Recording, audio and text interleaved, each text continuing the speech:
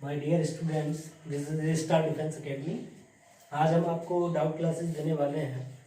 थोड़ा समय नहीं मिल पाया, इसीलिए वीडियो अभी तक नहीं आया था, उसके लिए सॉरी। मैं आपको जो डाउट में जितने भी क्वेश्चन थे सारे क्वेश्चन को कराने वाला हूँ। ये पहला क्वेश्चन था, जैसे किसी बच्चे ने पूछा था, ए ने बी और सी से कुल 1200 रुपये के 2 ऋण लिए। ठीक है, बी ने 14% से और सी ने 15% से लिया। कह रहा है कि बी ने जो ब्याज लिया वो 14% से और सी ने 15% से ब्याज लिया। ए द्वारा एक वर्ष में दिया गया कुल ब्याज 172 रुपये था। तो कह रहा है कि ए ने बी से कितने रुपए लिए थे। ठीक है, अब ये प्रश्न है आपका। करने के तो बहुत सारे तरीके होते हैं, लेकिन मैं कहता हूँ कि बेस्ट, सबसे एग्जाम को क्वालिफाई करने के लिए बेस्ट वो मैं आपको देने वाला हूँ। तो आप इस प्रकार सोचिए, जैसे ये कह रहा है कि 14% और 15% से 2 थे। मान लो दोनों ही व्यक्ति क्या करते कि वो दोनों जो छोटे वाला है उसी के हिसाब से पूरे को अमाउंट को दे देते। तो मैं कहता हूं कि 14% से ही अगर वो ब्याज लेते दोनों, तो आप देख पाते 14% से 1200 रुपए का कितना रुपए बनता।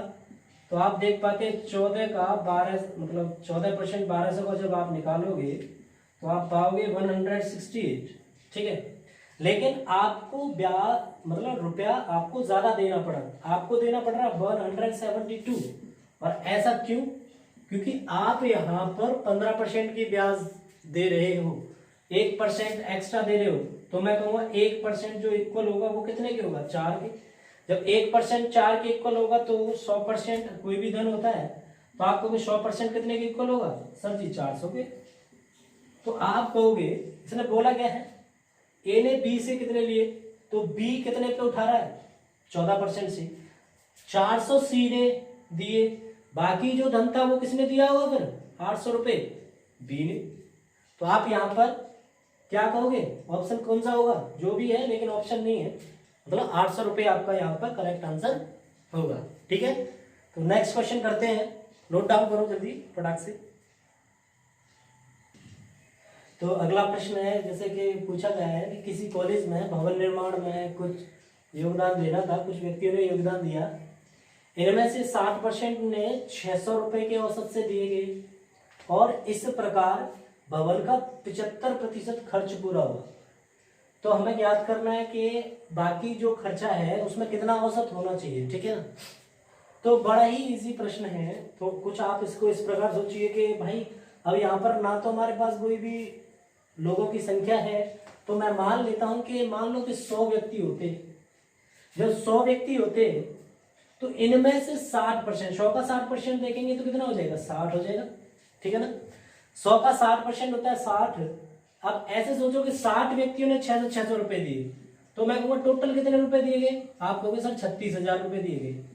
ठीक है, आप सोच पा रहे हो कि देख पा रहे हो कि यहाँ पे 36,000 रुपए दिए गए, जो डिनोट कर रहा है किसको? 75% को, क्योंकि बोला गया है ना जितने रुपए थे वो 75% खर्च पूरा हो रहा है।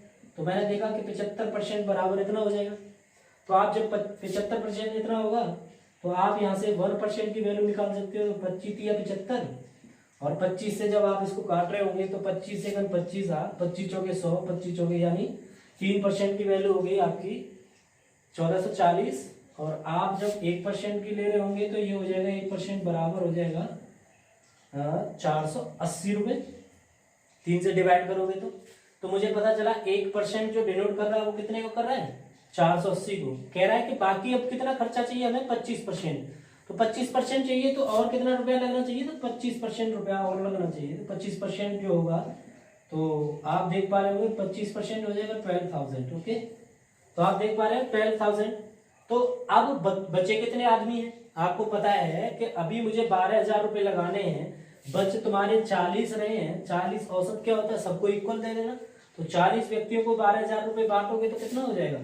40 से काटने पर कितना हो जाएगा? 300 रुपए। तो आप कहोगे कितना? 300 रुपए मतलब औसत होना चाहिए, जिससे कि पूरा खर्च हो जाएगा। ठीक है ना, नोट डाउन करिए, फिर अगला प्रश्न करते हैं। ठीक है, क्वेश्चन नंबर 3 है आपका, औसत से ही प्रश्न है कि एक बल्लेबाज का 19 पारियों के लिए रनों का एक निश्चित औसत है 20 पारियों में वह 20वीं पारी में वह 100 रनों का स्कोर बनाता है तो औसत 2 बढ़ जाता है। तो 20 पारियों का औसत ज्ञात करें, ठीक है ना। तो औसत पूछा है 20 पारियों का, बहुत ही इजी प्रश्न है। जैसे मैंने बोला कि 19 पारी, औसत सबसे पहले होता क्या है, औसत होता है किसी भी चीज को इक्वली शेयर कर देना, ठीक है, पहली बात। दूसरी बात, मैं एक बात देख पा रहा हूँ कि जब वो 100 रन बना रहा है ना, 100 रन बना रहा है तो उसका औसत 2 बढ़ पा रहा है, ठीक है ना। जब वो 100 रन बना रहा है तो 2 औसत बढ़ रहा है। तो मैं सोच रहा हूँ कि यार ये 2 क्यों बढ़ा, क्योंकि उसने 100 रन बनाए, कुछ एक्स्ट्रा रन बनाए, इसीलिए तो 2 बढ़ा है उसका औसत। मैं कह रहा हूँ कितने एक्स्ट्रा बनाए, ये आप देखिए कि जब 2 बढ़ रहा है तो 20 पारियों तक अगर वो खेला, 2-2-2 सब में बढ़ा, तो मैं कहूंगा 20 पारियों में उसने 2 के हिसाब से कितना रन एक्स्ट्रा बनाया, 40 रन एक्स्ट्रा बनाए। पहले कितने बनाए, मतलब पहला औसत कितना रहा होगा फिर, जब भाई 100 बना रहा था जिसमें से 40 उसने एक्स्ट्रा बना दिए, तो पहला कितना होगा, 60। तो यानी पहला वाला जो एवरेज था वो 60 था। और कह रहा है कि उसने पूछा 20 पारियों का औसत, ये 19 पारियों का निकला। अब आप कहोगे कि 20वीं पारी तक का अगर निकालना है तो 2 और बढ़ चुका है, तो +2, तो आपका टोटल कितना हो जाएगा, 62। ये आपका आंसर होगा, ठीक है ना। तो आपका डी ऑप्शन सही हो जाएगा। ओके, तो नोट डाउन करिए, फिर अगला प्रश्न करते हैं, ठीक है, जल्दी करिए। ये आपका नेक्स्ट क्वेश्चन है कि एक व्यक्ति 30 मिनट में 2000 मीटर, 40 मिनट में 1500 मीटर की दूरी तथा 10 मिनट में 500 मीटर की दूरी चलता है, ठीक है ना। तदनुसार उसकी कुल औसत यात्रा कितने मीटर प्रति मिनट होगा, ठीक है। तो ये सबसे बड़ी बात होती है, इसको फाइंड करना। बच्चा सबसे ज्यादा कंफ्यूज यही होता है कि यहाँ पे देखा मीटर प्रति मिनट है, यानी कि 1 मिनट में कितना मीटर चला, ये पूछना चाहता है बच्चा। इसको नहीं पढ़ता है और डायरेक्टली क्वेश्चन को सॉल्व करना स्टार्ट कर देता है, ये मिस्टेक होती है। सब पूरा क्वेश्चन पढ़ो सबसे पहले, मैथ को क्वेश्चन को करने से सबसे पहले कि उसकी लैंग्वेज को समझना ही एक अच्छे विद्यार्थी की पहचान होती है। अगर आपको क्वेश्चन सॉल्व करना है तो ये करना जरूरी है। जैसे अब आप देखो, औसत चाल होता क्या है, औसत चाल जो होता है वो होता है इक्वल होता है कि कुल दूरी, जो जितनी भी दूरी चली है, ठीक है ना, और बटे कुल समय, ठीक है। तो आप देख पा रहे होंगे उसने कुल दूरी कितनी चली, तो मैं कहूँगा 2000 ये चली सर, और 1500 ये 3500 हो जाता है, और 3500 और 500 कितना हो गया, 4000 हो गया, ठीक है ना। अब समय कितना लगा उसको, 30 मिनट ये रहा, 40 मिनट ये रहा, और 10 मिनट ये रहा, ठीक है ना। तो टोटल हो गया 80 मिनट्स, तो 80 मिनट हो गया टोटल। तो जब आप काट रहे होंगे तो ये कितना टाइम कटेगा, 50। तो आप कहोगे सर 50 मीटर प्रति मिनट उसकी स्पीड रही, औसत चाल उसकी 50 मीटर प्रति मिनट होगी, ठीक है ना। तो आपका इसमें शायद ए ऑप्शन था, मैंने ऑप्शन नहीं दिया, ए था 50, बी था शायद 52, सी था तुम्हारा 58, और डी है आपका 60, ठीक है ना। वो क्वेश्चन आपने भेजे थे, आपको पता होगा, देख लेना ऑप्शन, ठीक है ना।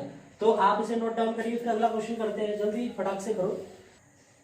तो क्वेश्चन नंबर 5 के आगे चलते हैं। कह रहा है कि एक व्यक्ति ने कुछ दूरी किसी चाल से तय की, ठीक है ना। यदि 3 किलोमीटर अधिक की चाल से वह दूरी तय करता तो 40 मिनट कम समय लगता। यदि वह 2 किलोमीटर की चाल से वह दूरी तय करता तो 40 मिनट अधिक लगते, ठीक है ना। कह रहा है कि मतलब जब वो 2 किलोमीटर कम चलेगा ना तो वो 40 मिनट अधिक लेगा, और जब वो 3 किलोमीटर की चाल बढ़ाएगा ना तो 40 मिनट कम लेगा, ठीक है ना। और ये जो प्रश्न होता है बहुत अच्छा प्रश्न होता है, ठीक है ना। आप यहाँ पर देख रहे हो कि सेम समय दे रखा है, 40 मिनट अधिक और 40 मिनट कम। जब भी ऐसा प्रश्न आता है तो आपको इसको करने में एक तो एक्स वाला मेथड होता है, वो मैं एक्सप्लेन करूंगा जब आपको इसकी क्लास लूंगा तब अच्छे से, बट मैं आपको इसको एकदम शॉर्ट बताने की कोशिश करूंगा कि जो भी चाल दे रखी है ना, चाल कितनी है, 3 बढ़ा रहा है और 2 घटा रहा है। तो आपने देखा 3 और 2, इन दोनों का गुणा कर दो, तो 3 दूनी 6, यानी कि 3 दूनी 6 और 2 से उसको मल्टीप्लाई कर दो। तो आप ऐसे कह सकते हो 2 इंटू चालों का जो गुणनफल होता है वो, ठीक है ना, गुणनफल अपॉन चालों का अंतर, ठीक है ना। चारों का अंतर, ठीक है ना। तो आपने देखा, तो अब मैं इसको करूंगा तो ये मतलब स्पीड निकलेगी। स्पीड कौन सी होगी, ये वो वाली स्पीड होगी जो पहले चल रहा था। तो मैंने देखा 2 इंटू 3 बड़ा 2 घटाई, चालों का डिफरेंस 1, तो 3 दूनी 6 दूनी 12, यानी आप कहोगे कि सर 12 किलोमीटर प्रति घंटे की रफ्तार थी। लेकिन इसमें पूछा क्या गया है, पूछा गया है दूरी। दूरी क्या होती है, दूरी होती है आपकी स्पीड इंटू टाइम। तो आप कहोगे कि ठीक है सर, तो मैंने देखा ये 12 है, तो आपकी पहली स्पीड थी 12, अब उसने 3 बढ़ा दी, 12 और 3 कितना हो गया 15, ठीक है ना।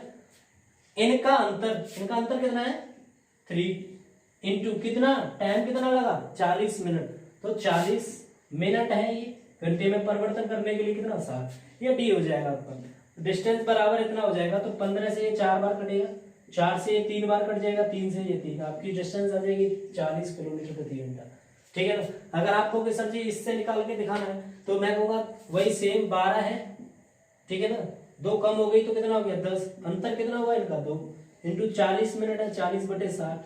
तो आप कहोगे सर जी ठीक है, तो 0 से 0 काट दो, 6 से ये 2 बार कटा, 2 से ये 2 कट गया, तो 10 चौके कितना होता है 40 किलोमीटर। डिस्टेंस वही आएगी 40 मिनट, चाहे इससे निकालो चाहे उससे, ठीक है ना।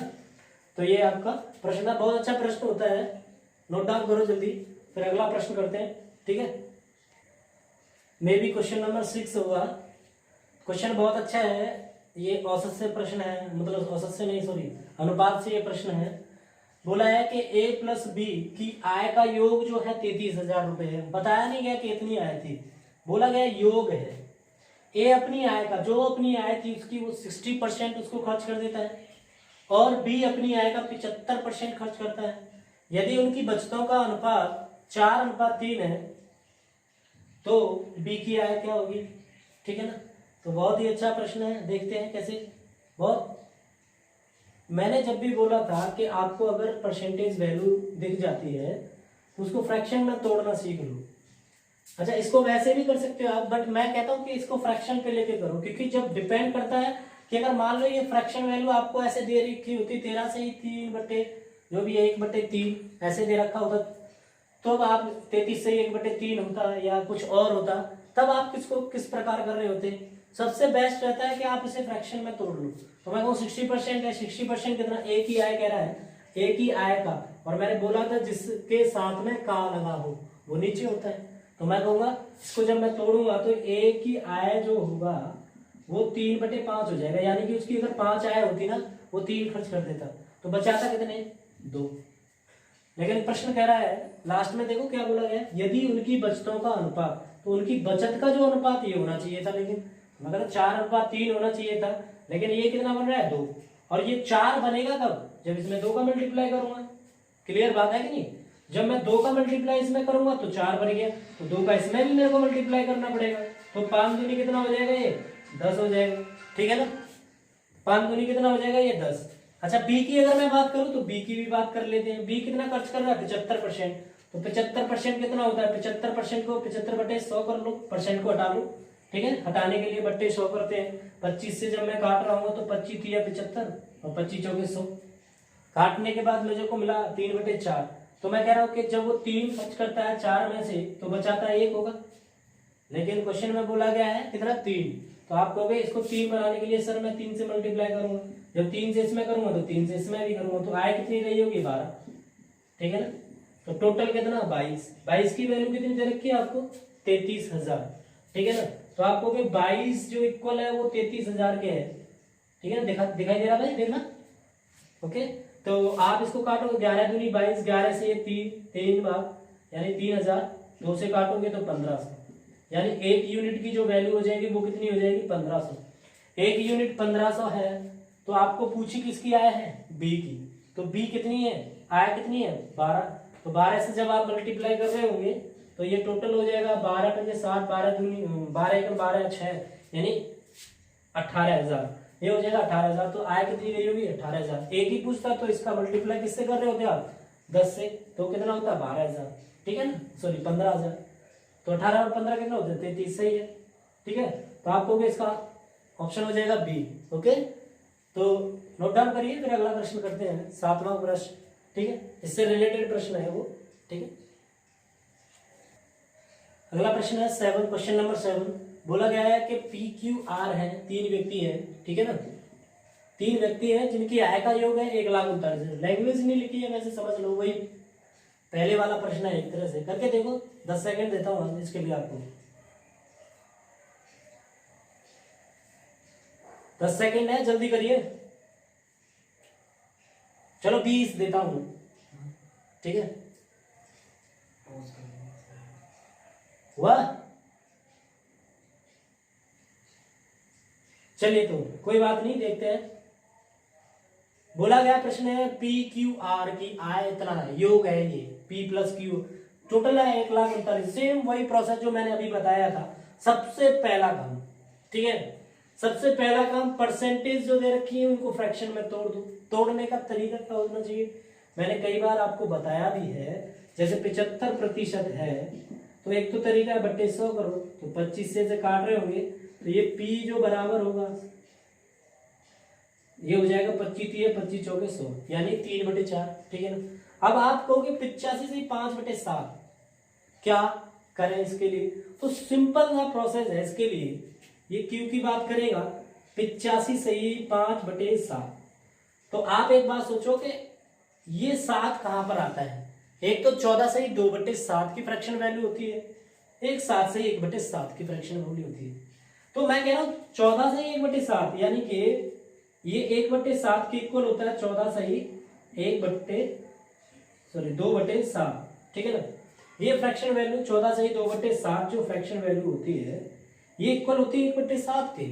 तो आपको ये कितना बनाना है 85। कैसे बन सकता है कि सर मैं इसमें 6 का मल्टीप्लाई कर दूं, क्योंकि 14 से नियर जाना है तो 6 का मल्टीप्लाई कर रहा हूँ, तब जाकर सर ये बन सकती है।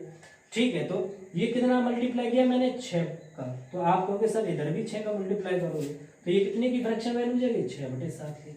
ऐसे ही वो 63 से 1/7 है ना, सॉरी 63 से 7/11 है, तो आप कहोगे सर जी ये कितना 11 दिखा, 1/11 9 से 1/11 होता है, ठीक है ना। ऑब्वियसली समझ में आ रही है बात, 9 से 1/11 कितने के इक्वल होता है, कितने के इक्वल होता है 1/11 के सर, ठीक है। तो 1/11 के इक्वल होता है 9 से 1/11, ठीक है। तो आपको बनाना कितना है 63, तो आप क्या करोगे इसमें 7 का मल्टीप्लाई करोगे और इधर भी 7 का मल्टीप्लाई, ठीक है ना। तो आप देख पा रहे हो जब इधर 7 का मल्टीप्लाई करोगे इधर 7 का मल्टीप्लाई करोगे तो ये 63 से 7/11 हो जाएगा, तो इधर भी 7 का मल्टीप्लाई कर लो तो कितना हो जाएगा 7/11। ये आपकी फ्रैक्शन को तोड़ने के बाद हुआ। मैं कह रहा हूँ कि चलो ठीक है इतना हो गया, तो आप एक बात देख पा रहे हो कि यहाँ से ये बचत कितनी कर रहा है 1 की, क्योंकि पी जो है 3/4 का मतलब है कि 4 अगर उसकी आय होती तो वो 3 खर्च कर देता, बचाता कितना 1। लेकिन प्रश्न कह रहा है नहीं 1 नहीं 17 बचाता है। 17 बनाने के लिए क्या करना पड़ेगा इंटू 70, तो 17 चौके कितना हो जाएगी आय 68, ठीक है ना। ऐसे इसको देखोगे तो यहाँ पे भी कितना हो जा रहा है 1 नहीं, लेकिन प्रश्न कह रहा है 12, कितना 12, तो 12 कह रहा है तो इंटू 12 करना पड़ेगा, तो 12 7 कितना हो जाएगा 84, ठीक है। अगला यहाँ पे देखोगे तो 4 यूनिट बचा रहा है, तो 4 नहीं है, प्रश्न कह रहा है 8 यूनिट, तो 8 बनाने के लिए 2 से मल्टीप्लाई, तो आय के साथ मल्टीप्लाई करोगे 2 का तो कितना हो जाएगा 11 मल्टीप्लाई, नीचे वाले आय है उसके साथ मल्टीप्लाई करना है, ठीक है ना। तो टोटल हो जाएगा, अगर आपको इसको टोटल लगी आय दे रखी है तो टोटल ही करना पड़ेगा, तो टोटल कितना हो जाएगा 8 4 12, 12 और 2 14, 14 का 4 हासिल 1, ठीक है ना। 8 और 14 और 2 16 और 1 हासिल कितना हो गया 70, ठीक है ना। तो 174 यूनिट की जो वैल्यू है वो कितनी है 1,39,200, ओके, ठीक है ना, दिखाई दे रहा है। तो आप इसको काटोगे तो मैं कह रहा हूँ कि आप ये 2 से काट रहे 2 16 और 2 से यानी 87 से आप इसको काट दोगे तो 87 से ये 2 बार कट जाएगा और 87 से ये 1 बार 6 बार, यानी 1600 टाइम्स कटेगा। 87 × 87 16 में से 7 के सॉरी 87 2 बचे और 2 से 522 87 छिक्के सही है 522 हो जाएगा, ठीक है। तो 1600 हो जाएगा, 2 से काटेंगे तो कितने बार कटेगा, 1 की वैल्यू हो जाएगी कितना 800। जब 1 की वैल्यू 800 है, आय किसकी पूछी गई है आपको पी की, तो पी की आय कितनी होनी चाहिए इंटू 68, आप 68 से मल्टीप्लाई कर दो तो कितना हो जाएगा 0 0 8 64 हासिल 6 हो जाएगा, 8 6 48 और 6 कितना होता है 54, ठीक है ना, 48 और 6 8 और 54 हो जाएगा, ठीक है। ओके, तो ये हो जाएगा 5,44,000, ठीक है ना, नहीं 54,400, सॉरी, ठीक है ना। तो ये इतना हुआ। ये आपकी क्लास में जितने भी डाउट थे मैंने आपको बता दिए धीरे धीरे करके सभी, ठीक है। तो उसके बाद मैं अलविदा चाहूँगा। मैं हैरी सर, आपको पता ही है, ठीक है। तो मैं आपको एक और बात बताने की बात मतलब वो करता हूँ कि अभी आप देख पा रहे हो कि पूरा इंडिया क्या, पूरा वर्ल्ड, पूरा संसार एक वायरस से जूझ रहा है। उस वायरस का नाम है कोरोना, ठीक है। तो मेरा आपसे एक ही अनुरोध है, अनुरोध यही है कि आपको क्लास प्रोवाइड मैं डेली कराऊंगा, मैथ की डेली क्लास आपको मिलती रहेगी, ठीक है। आप निश्चिंत होकर केवल और केवल एक काम पर ध्यान रखें, वो है केवल और केवल क्या, घर पर बैठना। अगर आप इस काम को करते हो, मेरा यही आपसे हाथ जोड़कर रिक्वेस्ट है एक तरह से, आप केवल घर पर रहिए, बाकी सारी सुविधा हम प्रोवाइड कराने की पूरी कोशिश करेंगे। यहां तक कि सरकार भी अपना काम कर रही है, भाई सरकार जितना कर सकती है वो कर रही है। आपको इससे बचना है, आप बचोगे तो आपका परिवार बचेगा, आपका परिवार बचेगा, आपके दोस्त भाई बहन रिलेटिव सब बचे रहेंगे। लेकिन अगर आप इसकी गिरफ्त में आ गए तो समझ लो पूरा परिवार भी इसकी गिरफ्त में आ सकता है। छूने से पहले दूसरी बात, जब भी आप बाहर जाते हो किसी भी इम्पोर्टेंट काम से ही बाहर निकलो।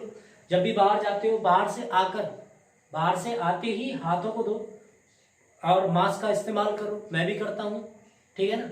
और हम भी बैठे हैं, ऐसा नहीं है कि आपसे ज्यादा हमारे पास भी काम होते हैं, हम भी तो घर पे बैठे हैं आराम से तुम्हारे लिए वीडियो का, देखो रात हो रही है अभी मैं वीडियो बना रहा हूँ, फिर भी आप लोगों के लिए हम कर रहे हैं, आप भी हमारे लिए कुछ करो। ये आपका देखो, एक फौजी करता है काम अपना देश की रक्षा करना, आपका भी ये एक कर्तव्य है, देश की रक्षा ही करोगे आप एक तरह से। जितना ये वायरस कम फैलेगा उतना ही बहुत अच्छा होगा हमारे लिए। तो मेरी यही रिक्वेस्ट है, आप घर पर रहें प्लीज़, ठीक है। धन्यवाद। इसके बाद मिलते हैं कल, नेक्स्ट डे। कल मैं टॉपिक लेता हूँ कोई भी, आज आपके डाउट क्लियर करा दिए, कल हम बात करेंगे शायद जो भी चैप्टर है, किसी भी चैप्टर पे बात कर लेंगे जो आप बोलोगे। तो आपसे मेरा ये अनुरोध है कि मेरे साथ जुड़ जाएं, शेयर करें, सब्सक्राइब करें और आगे बढ़ते रहें, ठीक है। जय हिंद, जय भारत।